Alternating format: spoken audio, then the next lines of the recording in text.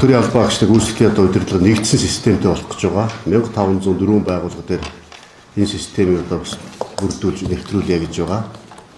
Хамгийн гол зорилго бол энэ төр дэвхих ард иргэдийнхээс итгэлийг сэргээе. Өнөөдөр төрийн албан агч нар гэхэд одоо хүн сурталтай, төрийн албан агч нар гэхэд одоо цагаа бүртгүүлээд цалин авдаг, өөрийн хийдэггүй гэсэн тийм сөрөг хандлага, сөрөг ойлголт нийгэмд их бий болчиход байгаа. Гэтэл энэ 225 мянган төрийн албан агчнараас чинь дийлэнх нь төр төмнийхөө төлөөс шударгаар хоёргоо сэтгэлээр бас хүн сурталчилгаа хөнгөн шуурх ажиллаж юмсээс дийлэнх нь тийм сэтгэлтэй. Цөөхөн хүмүүсийн алдаа дутагдлаас болоод төрийн албан агчдын нэр хүнд унжийн дагаад одоо төр дэтгэх ард түмний сэтгэл суларч байгаа. Тийм болохоор бид нар бас энэ гүйцэтгэлийн үнэлгээ ил болгоё. Энэ төрийн албан агч нар чинь бас төр төмнийхөө төлөө хүн сурталчилгаа хөнгөн шуурхаа бас ингээд бүтээмжтэй ажиллах хүсдэг юм шүү. Гэдгээ бас одоо энэ гүйцэтгэлийн үнэлгээ ил тод болгож байгаа. Нөө хэмжиж чадахгүй, хянаж чадахгүй, удирдах чадахгүй гэж үг байдаг.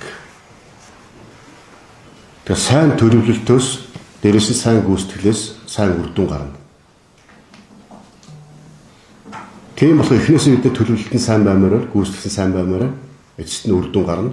Үр дүнг одоо тийм үү?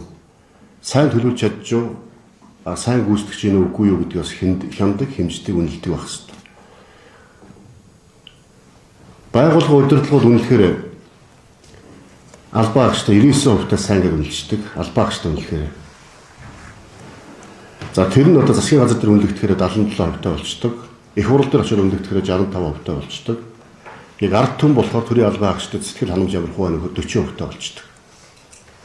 Ингээд тэр байгууллагын одоо удирдлагын үнэлгээ 99%, ард иргэдийн үнэлгээ төрийн албан агч үнэлж байгаа үнэлгээд 40%. Энэ хоорондын зөрүүгөл алга болгоё. Энэ хэмжээгээр төрийн албан агчдын бүтээмж нэмэгдэх бах. Ил тод шударгаар үнэлэгдэх болох бах. Хэн нэгэн одоо даргаас хамааралтай. Хэн нэгэн одоо юу гэдгийг танилцтал найз нөхдөө бодоод одоо муу ажилласан хүмүүсээ сайн үлждэг, сайн ажилласан хүмүүсээ шударга усаар дарчдаг. Энэ шударга ус тогтолцоос алга болох ёстой. Сайн ажиллаж байгаа хүмүүс нь сайн үнэлэгдэж явах ёстой, муу ажиллаж байгаа хүмүүс муу үнэлэгдэж явах ёстой. Эцэст нь үнэлгээр бодиттой байх ёстой. Бодиттой үнэлгээнд ард иргэд маань сэтгэл хангалуун байх ёстой. Энэ үүднээс төрийн албан агчдын бүтээмжийг нэмэгдүүлээ. Тэр хэмжээгээр иргэдийн одоо сэтгэл ханамж дээшлэнэ. Энэ хэмжээгээр төрийн бас одоо байгууллагуудын дэвшүүлж байгаа бодлого зорилтос хэрэгжээд үр дүнгээ өгöd эхлүүлээс ард иргэд манаас илүү бас төрдөө итгэл сэргэнэ. Гэдэг үүднээс энэ одоо нэгдсэн тогтолцоог бий болгохын системийг нэвтрүүлж байгаамаа. Бид төрийн албан агчдад дэмжих ёстой, хайрлах ёстой. Төрийн албан агчдад бид итгэл үзүүлэх ёстой.